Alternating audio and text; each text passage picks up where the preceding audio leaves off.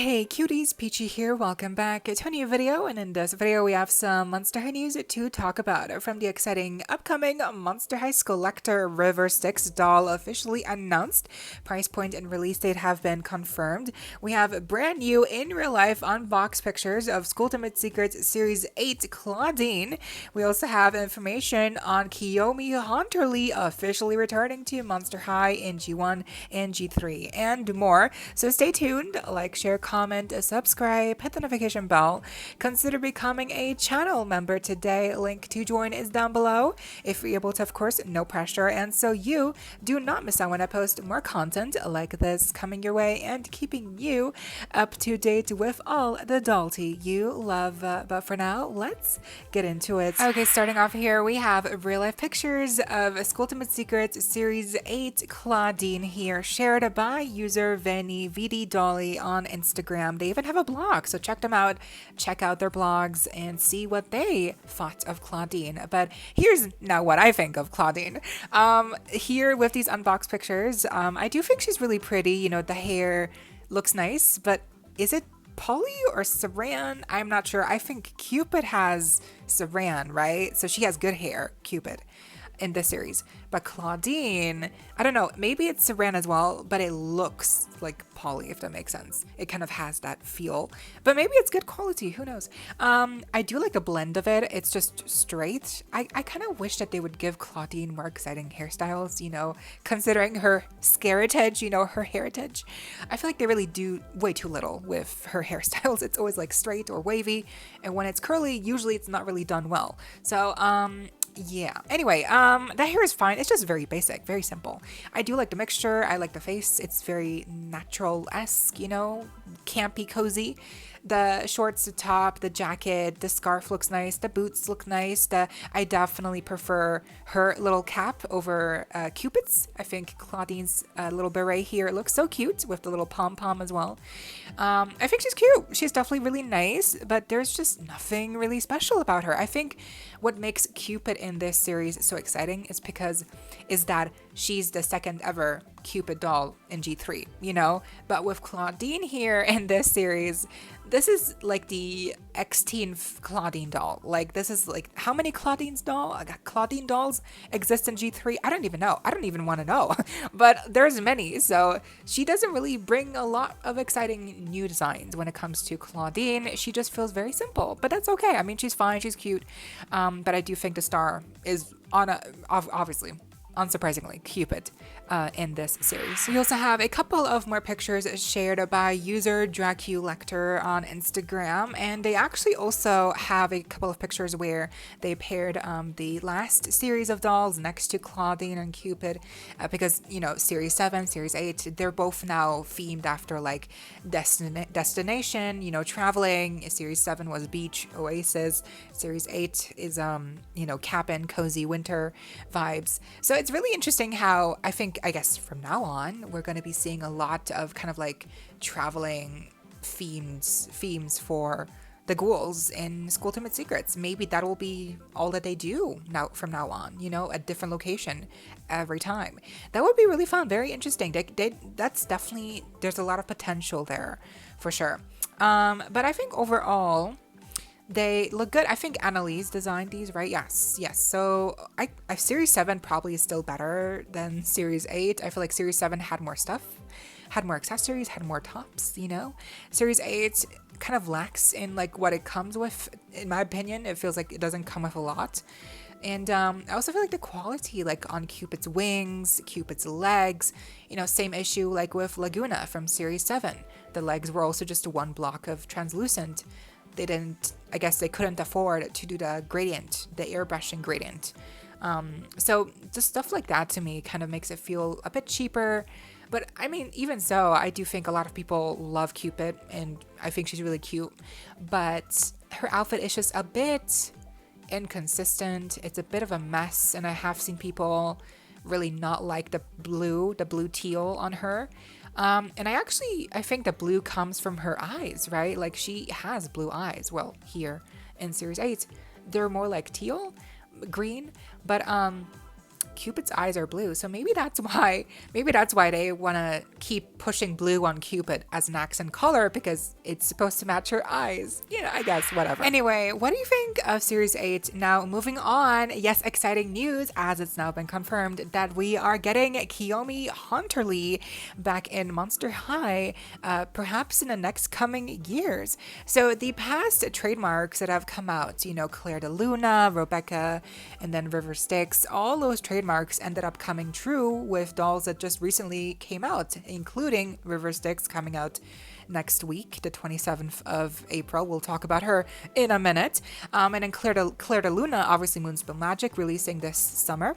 So these trademarks, when they happen, they tend to come true. So that gives us a good track record for Elizabeth, who I talked about her trademark renewal in another video. But now Kiyomi Hunterly, her trademark, her name also got renewed, the trademark. So that means that in a near future, perhaps by the end of this year, next year, we should be getting a new doll of Kiyomi Hunterly, G1, G3. It's not clear as to which it could be, probably G1. Honestly, it would actually be very cool if Kiyomi returned as a Skullector doll, perhaps even similar to River Styxx's Skullector doll that is releasing in a week. So it would be really sick if they brought back Kiyomi in a really fun attire, really cool design, and they released her as a Skullector doll next year. I would also love it if they had her in G3. Honestly, I don't prefer one or the other, and I have checked on eBay and her prices are insane. She goes for about like $200 plus on eBay, new in packaging. And even out of box, the dolls that I've seen on listings, they range for like 100 plus. People are crazy. And the dolls always look so messy. Like, you want me to pay 100 plus on a messy looking doll that looks like disheveled and like, what? So yeah, no thank you. So I would really love for Kiyomi to get a new G1 doll, or again G3, or hey, why not give us both? I would not mind, because I love her design and I love her, you know, effect of the face being like see-through, whatever, you know, like she doesn't have a face. So I think that's a fun concept. So they really can do a lot with Kiyomi Hunterly. And of course, Elizabeth also, her trademark renewed. So that means that we're also getting her as a G1 Skullector or G3 character coming next year. So this is just so exciting. I cannot wait for these two characters to return to Monster High, refreshed in G3 or elevated in G1 Skullector. What do you think? What are your hopes? And now, yes, let's talk about the grand reveal official announcement of the upcoming River Styxx Skullector doll, releasing officially on the 27th of April, which is next week on Monday. She will only be available on Mattel Creations. She will not be available on Amazon or other retailers. She's an exclusive to Mattel Creations, unfortunately. There will be, again, so the 27th is the members window, and then the day after, 28th, will be the public release for everyone on Mattel Creations. I can already tell you right away, if you want to secure her, probably best bet is to get the membership, because even though right now a lot of people have a lot of mixed opinions on this doll, which is kind of ironic, because when we first saw River Styxx got revealed at, you know, Mattel Creations, the event, when she first got teased, you know, people were going crazy over her. People were salivating. So it's kind of so funny that now all of a sudden, because she's actually releasing soon, now everyone's like, well, actually, she's not really that good. So I don't know. I mean, it's kind of funny. I feel like we always do this, collectors, especially in Monster High. We're always so quick to hate on the latest Skullector release, but then when she actually releases, she sells out in like a week, 2 weeks. You know, like Skullector. No one liked her. Sold out. You know, apparently sold out. So it's just, yeah. It's funny how this usually happens with a lot of releases. But anyway, I think, you know, this doll, she's officially, again, releasing next week, 27th of April. Even though right now, again, like, people are mixed on her and, you know, it seems like a lot of people might not buy her.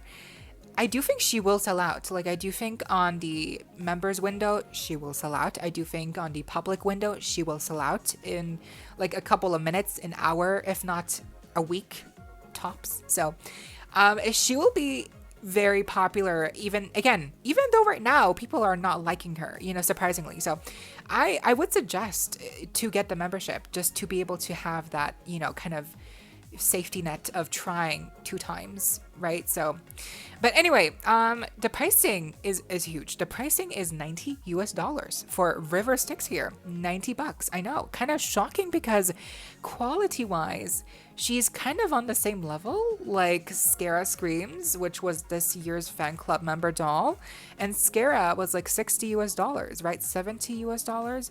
So kind of surprising that River is like so much more expensive at $90. And again, with shipping, you know, you're easily going to be paying over $100 for this doll. I think most of us will have to be paying over $100 for her because again, shipping is not included. So, and if you don't have the membership, that also adds up to the cost. The membership is $10 per year. So she's expensive, you know, and I do realize obviously that River Styxx has a bit more going on in terms of the packaging, and also the outfit is more detailed than Skara, but like she could have been 80, she could have been 85. Like that River Styxx have to be $90. I don't think so. You know, I'm pretty sure Mattel could have just priced her at 80, you know, 70, 75. They could have been good to us, but no, they chose to be greedy. So, but I'm not surprised. This is a very common thing to happen. Now, is she worth $90? That's the big question here. I'm not sure. I mean, I like her. I will try to get her. Just, you know, I'm gonna try. But I don't know if she's really worth that much. I just feel like the outfit, you know, when you first see her, you do feel like, oh, she's wearing a lot of stuff. But if you break it down, I'm pretty sure she's not actually wearing too much stuff. Like she has the corset piece, which is plastic. She's got the dress underneath, which is like 2 layers of tulle or whatever. She's wearing a pair of wearing like diaper underwear or something.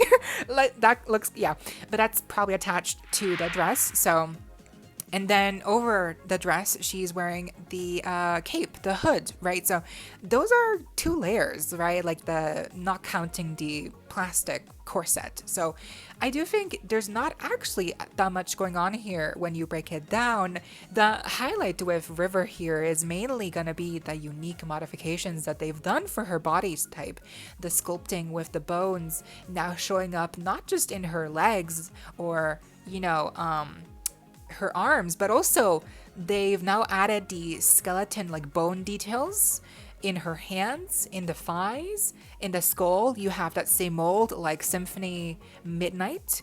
So they kind of modified her body sculpt to have now bone details in most of her body probably. So that is very fascinating. That is very cool. So you're probably paying that much because of that modification, because of that new sculpt, that new work that they've done on her body. So that's really more what you're paying for here. It's her uniqueness and her cool look. Because I'm not really sure what happened with the packaging. It looks so big and empty. Like there's so much like just space around River, and if I'm not mistaken, River Styxx is on like the smaller sister body type, right? Or maybe she is on the normal body type now, but I feel like she was shorter, right? So she seems to look smaller for that reason as well. So I feel like that's also why she doesn't look as impressive, perhaps.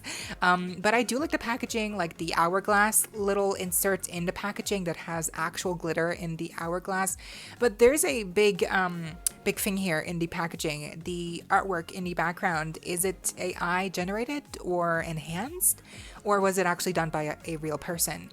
Which also, of course, matches the artwork that was used in the promotional materials on Instagram for Monster High. So I'm not really sure if the backgrounds used here in these pictures are AI enhanced, generated, or whatever.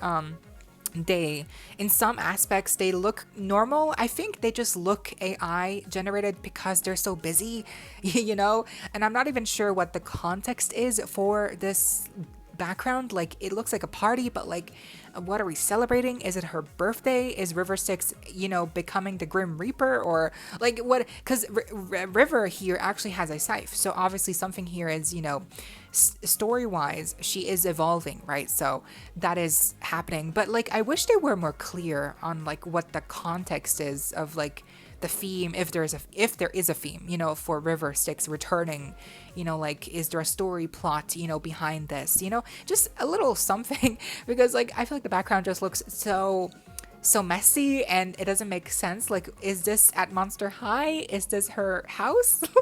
You know, like it's so stupid, but like I'm thinking about these things when I see the background and it kind of takes me out of it, how it doesn't make sense, you know?